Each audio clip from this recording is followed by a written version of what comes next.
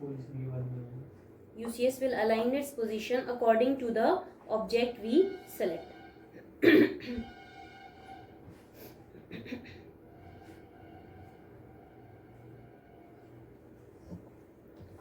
फिर से मैंने ले लिया UCS. नेक्स्ट ऑप्शन इसमें प्रीवियस की है. प्रीवियस के लिए हम P एंटर करेंगे. UCS इससे पिछली पोजीशन में आ जाएगा. फिर से मैंने P एंटर किया, इससे पिछली पोजीशन में आ गया. फिर से P एंटर किया तो इससे पिछली पोजीशन में. तो नोट कर लीजिए प्रीवियस. प्रीवियस के लिए हम P एंटर करेंगे. UCS will come in its previous position.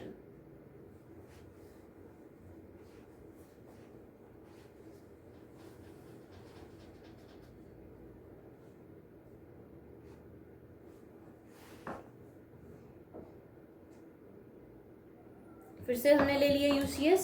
Next इसमें ऑप्शन व्यू की आ जाती है. व्यू हमने पहले स्लाइस वगैरह में भी किया था. व्यू में क्या रिजल्ट आता है? स्क्रीन के पैरेलल टू द स्क्रीन. तो जब मैंने यहाँ से व्यू लिया तो हमारा जो UCS है ना वो स्क्रीन के पैरेलल आ जाएगा. ठीक है. या फिर जो Z है वो स्क्रीन के परपेंडिकुलर होगी.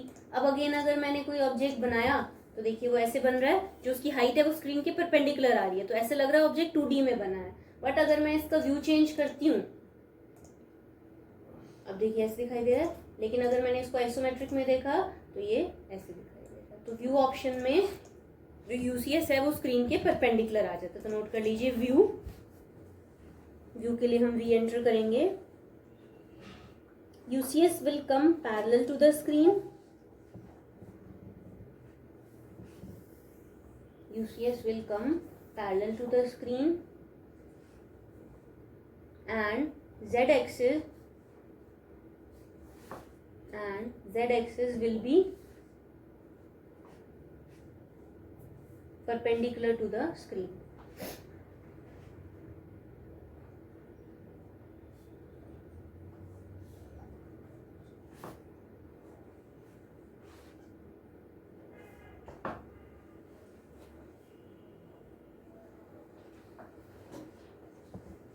फिर से हमने लिया UCS. एक इसमें वर्ल्ड ऑप्शन है. वर्ल्ड ऑप्शन जो है ना ये बाय डिफॉल्ट ऑप्शन है. जैसे आपको बताया था कि कई बार जब हम व्यू चेंज करते हैं तो Z नीचे आ जाता है. तो इन दैट केस हम क्या करते हैं? जब Z नीचे आ जाता है तो हम क्या करते हैं? UCS double enter. तो जो हम UCS डबल एंटर करते हैं ना वो बाय डिफॉल्ट वर्ल्ड पोजीशन होती है. तो वर्ल्ड पोजीशन आप जो है यहाँ से भी ले सकते हैं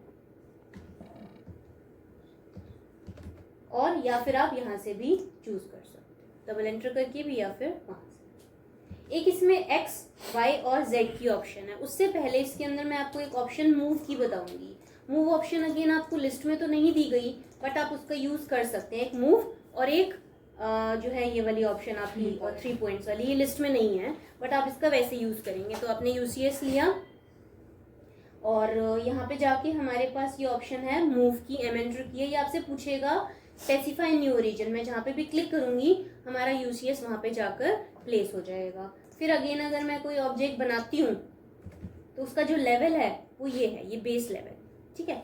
फिर अगेन मैंने UCS लिया और मूव करके मैंने सपोज यहाँ क्लिक कर दिया. फिर अगेन अगर मैं कोई ऑब्जेक्ट बनाती हूँ तो उसका जो लेवल है वो देखो दोनों के लेवल में फर्क आ रहा है ना. पहले हमारा UCS यहाँ था, अब मैंने इसको यहाँ मूव कर दिया तो हमारा ऑब्जेक्ट. तो अभी तक हमें क्या करना पड़ता था? ऑब्जेक्ट बनाने के बाद उसको ऊपर नीचे लेफ्ट राइट में मूव करना पड़ता था. बट अब आप UCS को प्लेस ही उसी पोजीशन पे कर दो तो आपका जो ऑब्जेक्ट बनेगा वो उसी लेवल पे ही बन जाएगा. अच्छा, अब सपोज जैसे मैंने UCS को यहाँ मूव कर दिया. फिर से मैंने मूव ऑप्शन लिया. मूव के अंदर एक Z डेप्थ की ऑप्शन आती है. Z डेप्थ के लिए हम Z एंटर करेंगे. ये आपसे पूछेगा Z डेप्थ. मैंने एक वैल्यू दी और एंटर कर लिया तो Z उतना ऊपर मूव हो गया. ठीक है. अगर मैं मूव लेके Z डेप्थ के अंदर नेगेटिव में वैल्यू दे दूं तो ये नीचे की तरफ आ जाएगा. मतलब जिस भी तरफ Z फेसिंग होगा वो उस डायरेक्शन में मूव हो जाएगा. अब सपोज मैंने जो है UCS को ऐसे प्लेस किया हुआ है. मैंने एक ऑब्जेक्ट बनाई, इस तरीके से बन गई. फिर से मैंने UCS लिया, मूव लेके Z डेप्थ की ऑप्शन लेके एक वैल्यू दी. अब क्योंकि Z इस तरफ फेसिंग था, जब मैंने Z की वैल्यू दी तो ये इस डायरेक्शन में आगे की तरफ मूव हो जाएगा.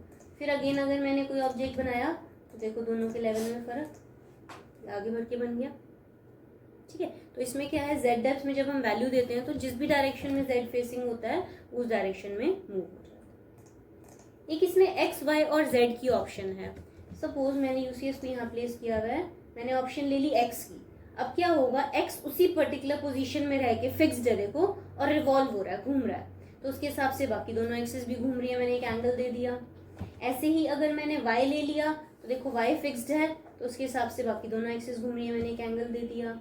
ऐसे अगर मैंने जेड ऑप्शन ले ली तो इस बार जेड फिक्स्ड रहेगा और उस पोजीशन में रिवॉल्व करेगा, तो उसके हिसाब से बाकी दोनों। एक ऑप्शन इसमें जेड एक्सिस की आती है। मैंने सबसे पहली ऑप्शन आपको 3 पॉइंट्स की बताई, उसमें हमने एक्स और वाई को एक न्यू पोजीशन दिया और उसके हिसाब से जेड ने न्यू पोजीशन ले ली। ये उसका ऑपोजिट है, इसमें हम जेड को एक न्यू पोजीशन देंगे। मैंने एक न्यू रीजन दिया, जेड को एक न्यू पोजीशन दे दी, उसके हिसाब से एक्स और वाई ने पोजीशन चेंज कर दी। ठीक है, तो नोट कर लीजिए, in this option Z axis के लिए जेड ए करेंगे। In this option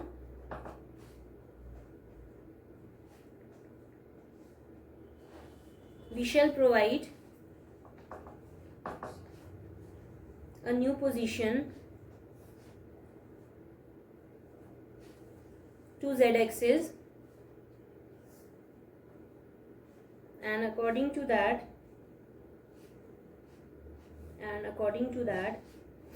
x and y will change their position.